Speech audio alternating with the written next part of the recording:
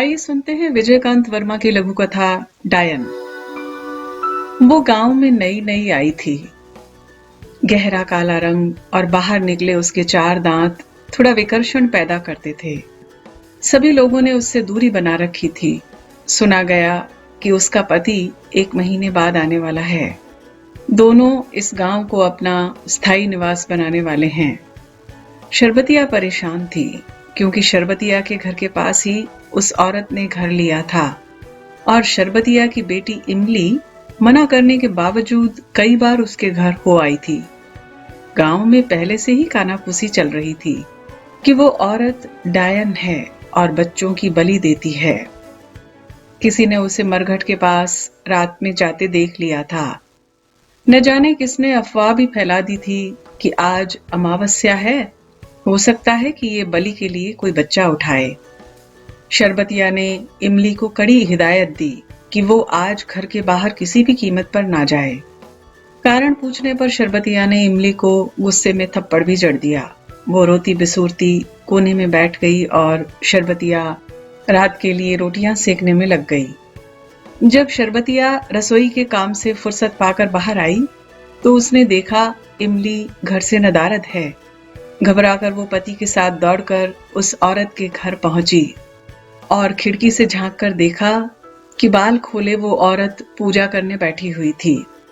डरकर दोनों सरपंच के घर दौड़ पड़े। सरपंच के आने से पहले ही भीड़ इकट्ठी हो गई थी। सरपंच के दस्तक देने के पहले ही दरवाजा खुल गया। सरपंच ने उस औरत के बाल पकड़कर बाहर खींच लिया और गुस्से से बोला, निकल जा यहां से, डायन के लिए मेरे गांव में कोई जगह नहीं है। किसी ने कहा, डायन की ताकत उसके बालों में होती है, कोई कैंची ले आए जरा। औरत सख्ते में थी, बोली, ये क्या कर रहे हैं आप, मेरी बात तो सुनिए। लेकिन कोई सुनने को तैयार नहीं था। कुछ औरतों ने उसके साथ मारपीट भी शुरू कर दी। इतने में इमली हाथ में थैला लिए हुए आई। शरबतिया ने हैरत से कहा, अरे इसके घर नहीं थी तो तू कहाँ गई थी इमली, कहाँ से आ रही है? हम तो इमली को समझते देर नहीं लगी कि माजरा क्या है। वो सरपंच से बोली, सरपंच चाचा, ये आप कैसा न्याय करते हैं? माई मेरी बात सुने बिना थप्पड़ मार देती है, आप इनकी बात सुने बिना बाल काटने पर उतर आते हैं। इनके बेटे की 1 साल पहले बस दुर्घटना में मृत्यु हो गई थी। सास ससुर ने दोनों को घर से निकाल दिया। आप लोगों के व्यवहार से बहुत दुखी थीं। बेटे का जन्मदिन मनाने के लिए मैंने उन्हें बड़ी मुश्किल से मनाया। आप सबने उन्हें जन्मदिन का बहुत अच्छा तोहफा दिया है, उनके घाव पर अच्छा मरहम लगाया।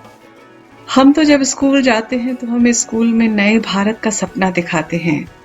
आप लोग पता नहीं कौन सा भारत बना रहे हो इस गांव में, जहां महिलाओं की ऐसी इज्जत होती है।